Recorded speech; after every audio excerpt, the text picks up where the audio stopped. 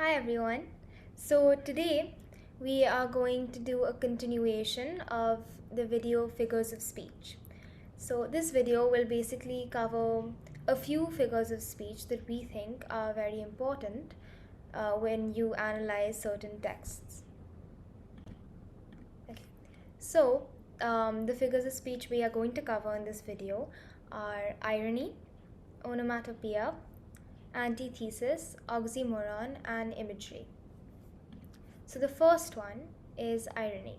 So irony is a very common and a very widely used figure of speech. Okay, and it is usually used to convey humor. Okay, so it's supposed to be funny. In some cases, it can also convey tragedy. Okay, something sad. So irony is when you use words to convey a meaning that is opposite of what is actually said. Okay, so basically what it means that if I say something that is directly opposite to what I mean. For example, if you step out into a hurricane or a storm, right, that implies it's not good weather. And if the character says, "What nice weather we're having," it's ironic because it's directly opposite to what he means or to what is happening around him. Okay? The second one is onomatopoeia. So if you remember the spelling of onomatopoeia because it's Poeia. It's a mistake I often make. So onomatopoeia is basically when you use a word to describe a particular sound. Okay? So, or to imitate the sound that particular things make. For example, if I take two pots or vessels together and if I bang them together, bang would be an onomatopoeia, right? Because it's describing the sound that it makes. Okay. Another example would be a car honk. Any animal sound, moo, oink, woof, all of these are onomatopoeia because it describes a particular sound. We see onomatopoeia a lot in comic books, right? So in the middle, we see smack, right? So he's hitting the spider with a newspaper, and the sound that is created as a result of it is smack. So it's onomatopoeia. The second picture shows boom, bam, kaboom, pow. All of these are onomatopoeia because it is making a particular sound. It describes a particular sound. The third one is antithesis. So an antithesis is opposing ideas or opposite ideas in the same sentence. So the same sentence is very important here, right?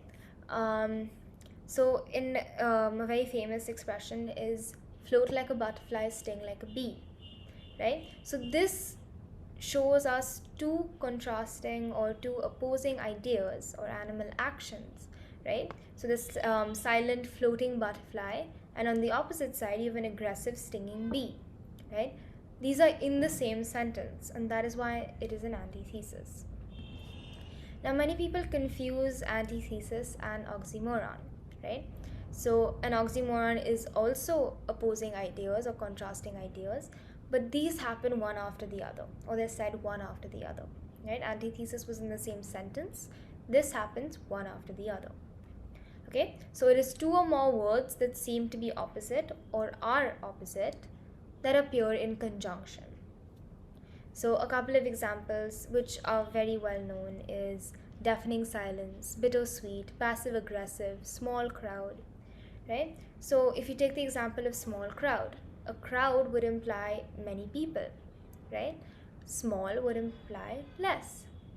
But when you put them together, one after the other, it becomes an oxymoron.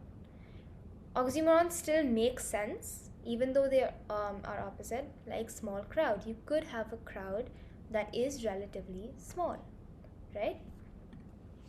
So the last one we are going to cover is imagery. Imagery is when an author or a writer will use very descriptive language, okay, or figurative language, and this will appeal to all your senses. Okay, so taste, sound, smell, sight, and touch, all of them, if this line or this sentence appeals to it, it is known as imagery. Okay, so a couple of examples would be taste. The familiar taste of his grandmother's cookies reminded him of his youth, right? So the sense that is appealing to you is the idea of grandmother's cookies, right? So usually what happens with imagery is when you read it or when you hear it, it invokes those emotions in you, or you start visualizing or thinking it. Like in this case, you maybe thought of your grandmother's cookies, right? So the second one is sound, right? The sense of sound.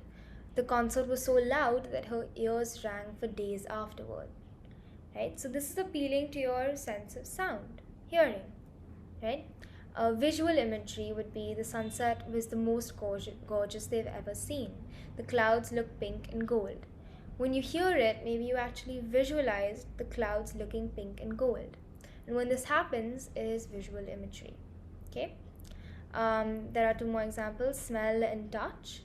Right? So these are all examples of imagery.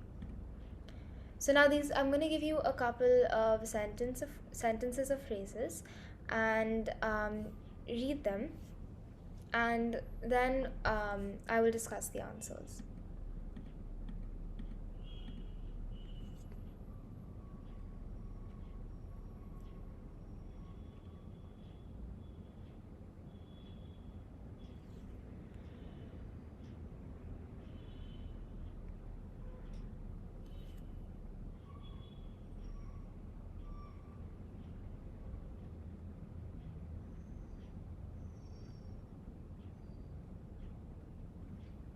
Okay, so they promised freedom and provided slavery, right? So freedom, slavery, these are opposing ideas, contrasting ideas, right? So you've understood that it's either an antithesis or an oxymoron. Now, do they occur one after the other? Is slavery right after freedom? No, and therefore it would be an antithesis. Okay. Now, the second sentence is you are clearly confused by the situation you have found yourself in, right? So the key term we're looking for here is clearly confused, right? A clear would imply that you have a proper idea of what is happening. Confused implies you don't, right? So they are opposing ideas. And confused is coming right after clearly, right? It's in conjunction, one after the other. And that is why it would be an oxymoron.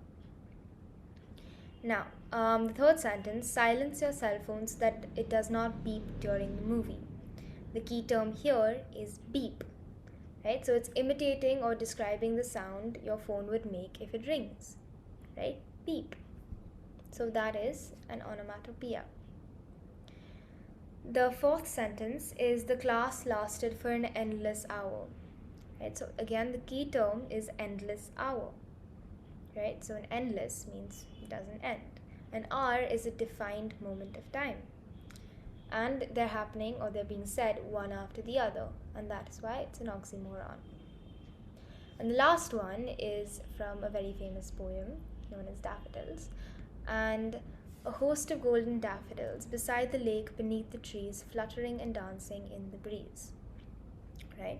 So in this line you can actually visualize or see the golden daffodils next to the lake, and they're fluttering and they're moving around in the wind, right?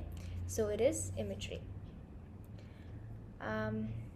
Thank you so much for watching, and if you have any questions at all, please put them in the comment section and we will answer them immediately. Thank you.